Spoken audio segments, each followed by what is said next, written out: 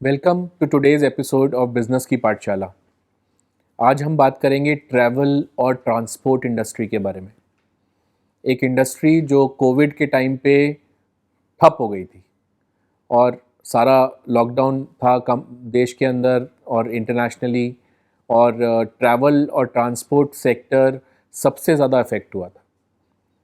Welcome to the show. I am Tushar Kansal, consultancy ventures.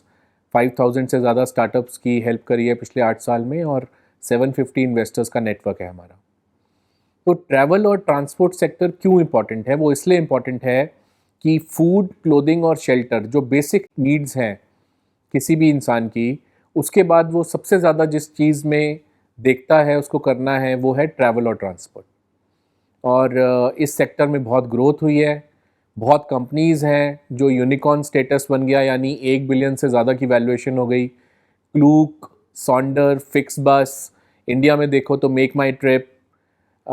अगर आप Singapore जाते हैं या दुबई जाते हैं या हांगकांग जाते हैं, जो कि एशिया की बिजनेस सिटीज़ हैं, और आप सोचते हैं कि वहाँ पे जाके थोड़ा एंटरटेनमेंट करना है, तो आपको जब आप पासेस के लिए सर्च करते हो तो आपको गवर्नमेंट की वेबसाइट्स मिलती हैं या फिर जो एंटरटेनमेंट पार्क है उसकी वेबसाइट्स मिलती हैं। लेकिन आपको सस्ते पासेस चाहिए होते हैं तो आपको klook.com पे मिलता है। और कोई भी विजिटर जो इन सिटीज़ में जाता है वो हमेशा क्लूक से ही ख़रीदा करता था, जो कि एक इंटरनेशनल कंपनी है। लेकिन अभिषेक और चित्रा दो इंडिया के फाउंडर्स हैं जिन्होंने थ्रिलोफिलिया शुरू किया। और आज अगर आप गूगल पे सर्च करोगे दुबई, सिंगापुर, हांगकांग या दिल्ली या मुंबई के एंटरटेनमेंट पार्क्स की टिकट्स के लिए आपको थ्रिलोफिलिया टॉप 10 गूगल सर्चेस में दिखेगी। तो इसमें बहुत एक्शन हुआ है। एयरलाइन सेक्टर, एयरलाइन में किंगफिशर नीचे गई, जेट एयरवेज नीचे गई, उसके बाद एयर इंडिया का मार्केट शेयर डाउन हुआ। इंडिगो बीच में प्रॉब्लम्स में थी अपने इंजन्स की वजह से, लेकिन उसके बाद विस्तारा निकल के आई। लोगों ने कहा कि इंडिगो हमेशा टाइम पे चलती है लेकिन लेग स्पेस कम है, तो विस्तारा ने आपको फूड दिया, सारी सर्विसेज दी, लेग स्पेस भी अच्छी दी और टाइम पे भी चल के दिखाया। और अब एयर इंडिया टाटास के हाथ में आ गई है। तो एक्शन बहुत है। 70 प्लेन्स का ऑर्डर दिया है, वर्ल्ड का लार्जेस्ट एरोप्लेन ऑर्डर बोइंग को और एयरबस को। तो इतना एक्शन है इस इंडस्ट्री में। मेक माई ट्रिप जो 50% ऑनलाइन ट्रैवल एग्रीगेटर, ओटीए का एजेंट का मार्केट शेयर रखता है, 50% से ज़्यादा इंडिया में, उसने यूएस के नैस्डैक स्टॉक एक्सचेंज में बहुत साल पहले लिस्टिंग की थी। और वो आज तक उसका जो शेयर है, बिकॉज 50% से ज़्यादा मार्केट इंडिया की मेक माई ट्रिप के पास है, इसलिए उसका शेयर नीचे आता ही नहीं। वो अलग बात है कि वो प्रॉफिटेबल आज भी नहीं है, क्योंकि प्राइसिंग वो बढ़ाना नहीं चाहता, वो मार्केट शेयर अपने पास रखना चाहता है। फिर भी इन्वेस्टर्स उसको बहुत लाइक करते हैं। तो आजकल का जो कस्टमर है वो एक सीमलेस एक्सपीरियंस चाह रहा है, जो उसकी ट्रैवल जर्नी के डिफरेंट फेजेस में उसको मिले, प्लानिंग के टाइम, बुकिंग के टाइम, ड्यूरिंग द ट्रिप और ट्रिप से वापस आते समय। और ये एक बहुत बड़ा चैलेंज है जो एंटरप्रेन्योर्स हैं जो इस चेन के अंदर वैल्यू ऐड करना चाहते हैं, उनके लिए एक बहुत बड़ा चैलेंज है। But market is expanding. I was in a panel discussion on Venture Capital TV, and we were talking about travel and transport. और उसमें एक इटालियन ने बोला कि ट्रैवल और ट्रांसपोर्ट कोविड के बाद ये सेक्टर की ग्रोथ ख़त्म हो जाएगी और ये सेक्टर बहुत डाउन इन द डंप्स चला जाएगा। तो मैंने उनको यही बोला कि ये एक इंसानी जज्बात से जुड़ा है कि वो अपनी ज़्यादा अपने आप को एक्सपैंड करना चाहता है, जिसका मतलब है कि दुनिया देखना चाहता है। ये चीज़ कभी बंद नहीं होगी।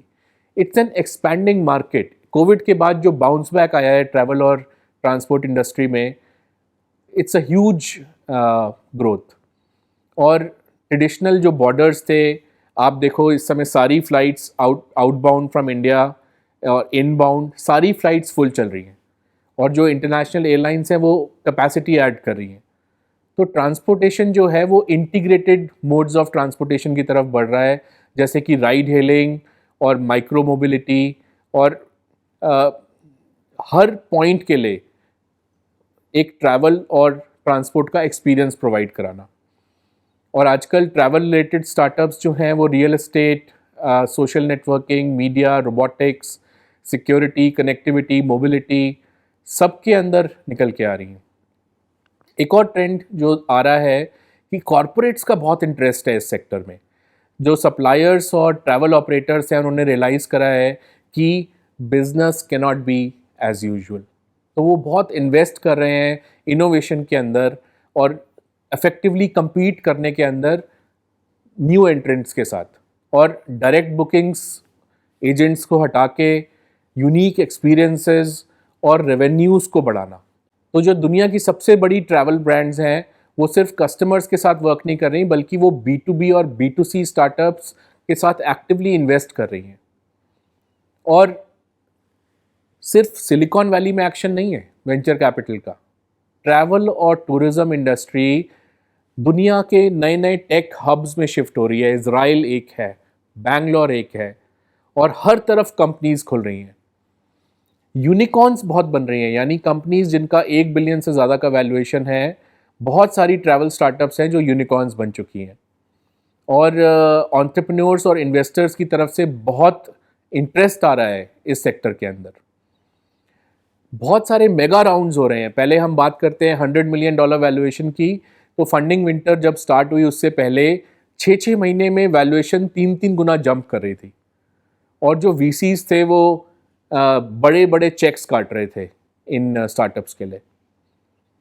जो 2013 से लेके अगले जो टाइम आया है उसमें 40 बिलियन से ज़्यादा की वेंचर कैपिटल इन्वेस्टमेंट ट्रैवल और मोबिलिटी के अंदर हुई है। पिछले 2 साल में 34 में से जो ट्रैवल और मोबिलिटी की यूनिकॉर्न्स बनी हैं उनमें से 13 पिछले 2 साल में निकली। और इनोवेशन बहुत है। अगर आप इंडिया की बात करो, आकाशा एयर आई, जैसे मैंने आपको बताया पहले कि विस्तारा ने क्या इनोवेशन करी। अभी आकाशा ने एयर हॉस्टेसेस की यूनिफॉर्म ऑरेंज कलर की कर दी। Why should they wear dull clothes? और सारे दिन वो आइल के ऊपर उनको भागने का रहता है, उनको स्पोर्ट्स शूज़ कर दिए उनकी यूनिफॉर्म का। Y should they wear high heels?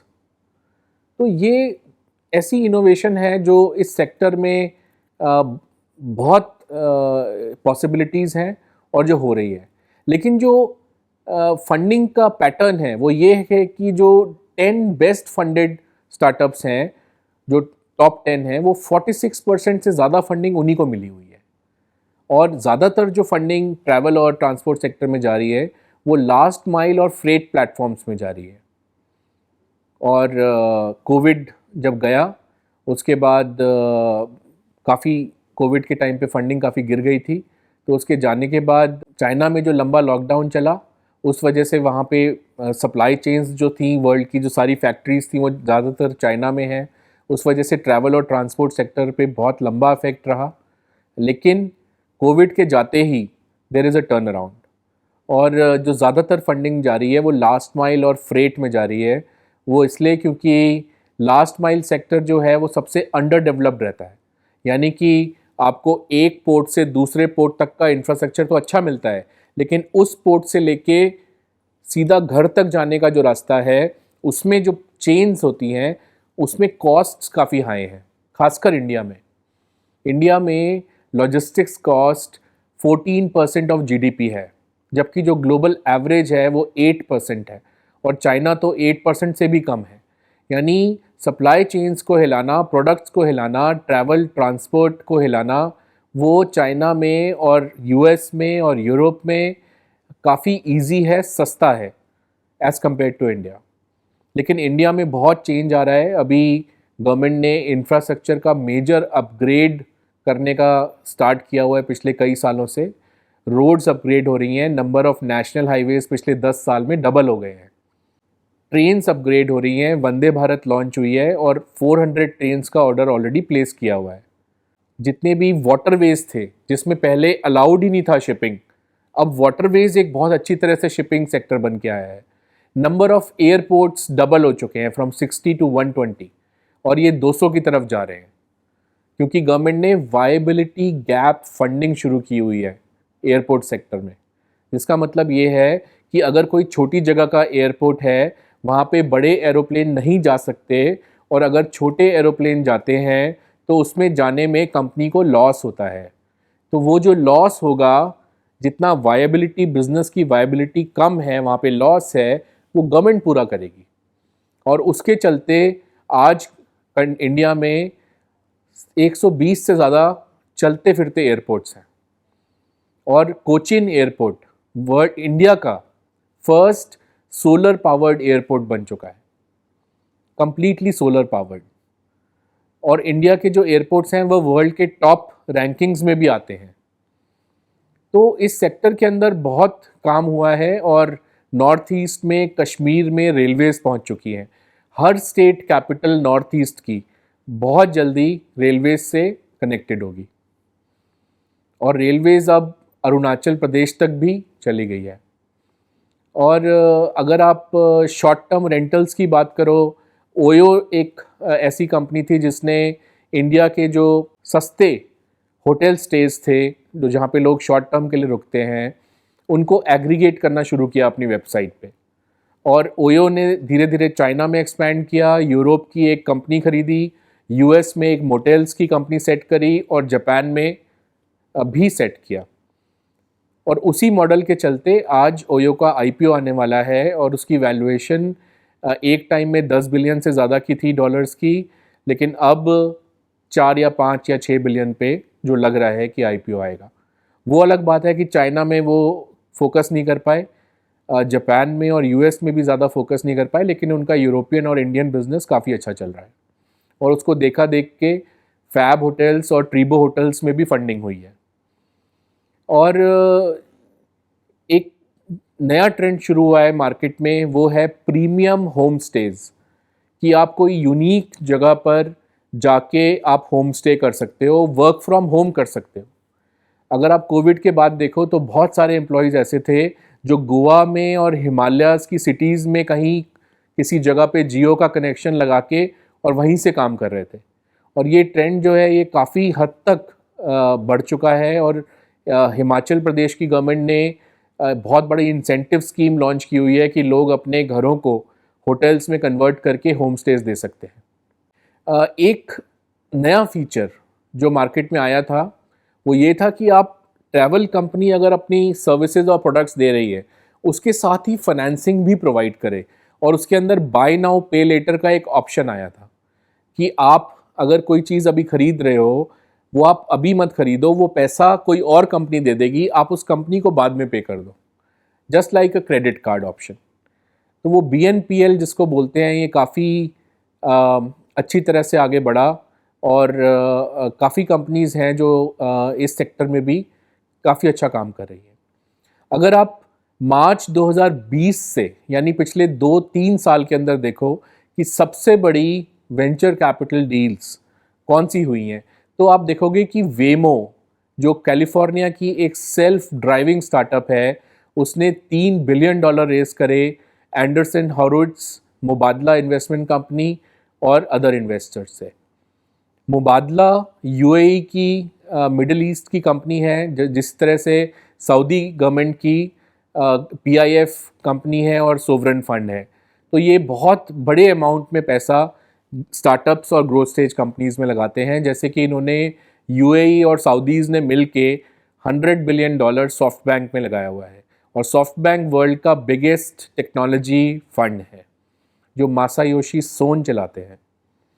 इसी तरह से गोजेक, जो इंडोनेशिया की राइड हेलिंग कंपनी है, उसने $3 बिलियन रेस करे AIA ग्रुप से, अल्फ़ाबेट से, जो गूगल की पेरेंट कंपनी है।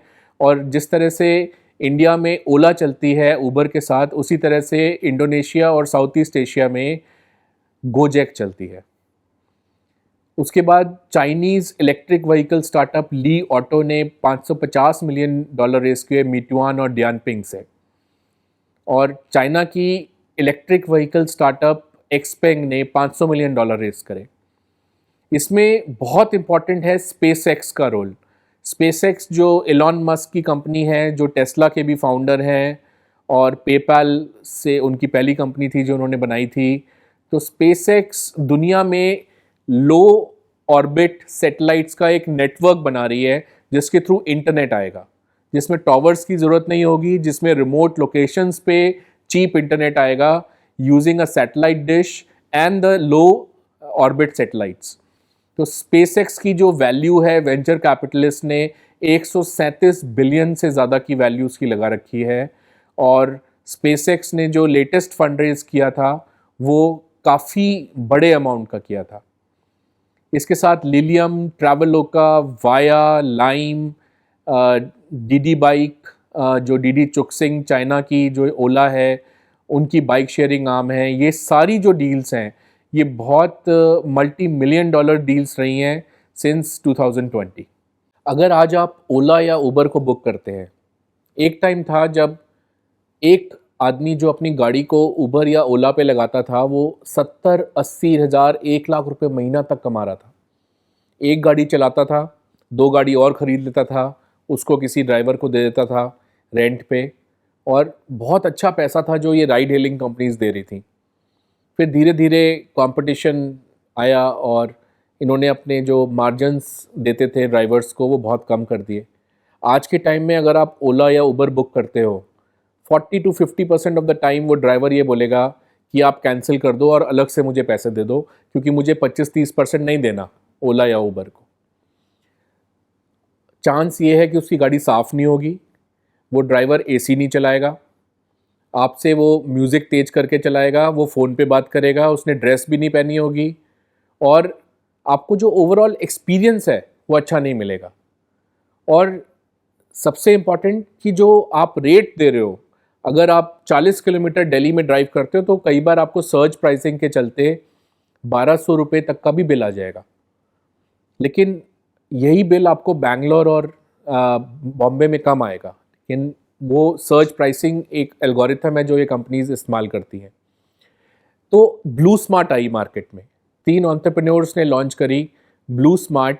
उन्होंने इलेक्ट्रिक व्हीकल खरीदे, और वो ड्राइवर के ओन व्हीकल नहीं होते, वो कंपनी के खुद के व्हीकल हैं, और जितने भी ड्राइवर्स हैं they are salaried employees of BluSmart. It's a funded company, 250 million से ज़्यादा की वैल्यूएशन ले चुकी है। ड्राइवर टाइम पे आएगा, आधे घंटे पहले आपके घर के नीचे आके खड़ा हो जाएगा। He will be wearing a mask, he will be wearing a dress, AC वो चलाएगा, म्यूज़िक स्लो वॉल्यूम पे चलाएगा, फ़ोन पे बात नहीं करेगा, कार बिल्कुल साफ़ होगी, और आपको रेट 30% कम देना पड़ेगा ओला या उबर से। तो ये बिज़नेस वैल्यू, बिज़नेस प्रपोजिशन अच्छा है या नहीं? ये अच्छा है, और उसी के चलते हार्डली कुछ टाइम पहले उबर इंडिया ने जो इतनी शिकायतें फेस कर रही थी, उन्होंने 25,000 इलेक्ट्रिक व्हीकल्स का ऑर्डर दिया टाटा मोटर्स को। ये एक एग्जाम्पल है बिजनेस डिसरप्शन का जो एक स्टार्टअप ला सकती है सही मायने में, जिसमें ज़मीन पे असर पड़ता है। और इंडिया के सेक्टर में इस टाइप की डिसरप्शन और इनोवेशन की कहानियाँ बहुत हैं। अगर मैं ओला की कहानी लूँ, ओला ने उबर के साथ compete करने के लिए टैक्सी सर्विस चलाई, और उसके बाद जो भाविश अग्रवाल हैं ओला के फाउंडर, उन्होंने कहा कि इंडिया में 2 व्हीलर की सेल्स इलेक्ट्रिक व्हीकल्स की बहुत अच्छी चल रही है, एथर एनर्जी की, टीवीएस की। तो उन्होंने कहा मैं वर्ल्ड की largest electric vehicle 2 wheeler manufacturing facility India में लगाऊंगा। और उनको डे 1 पे मिलियंस ऑफ डॉलर्स की फंडिंग मिली, और उन्होंने चेन्नई में वर्ल्ड की largest 2 wheeler electric scooter manufacturing facility लगाई। और कई बार बहुत नेगेटिव न्यूज़ आई, स्कूटर में कई आग लगी, कई जगहों पे लोगों ने कहा बैटरी बर्स्ट हुई, तो नेगेटिव प्रेस बहुत ज़्यादा थी। तो लोगों ने क्वेश्चन किया उनको कि आपने क्या सोच के ये फैक्ट्री लगाई, अगर आपने ढंग तरह से मैनेज भी नहीं किया, और आपने फास्ट ग्रोथ के चलते आपने सेफ्टी पे ध्यान नहीं दिया। लेकिन एक फाउंडर की जो ग्रिट होती है, जो परसिवियरेंस होती है, वो सारे चैलेंजेस क्रॉस करके आज ओला 20,000 इलेक्ट्रिक स्कूटर्स पर डे बेच रहा है, जो कि मार्केट में नंबर 1 है, और सेकंड नंबर पे टीवीएस और एथर एनर्जी आते हैं।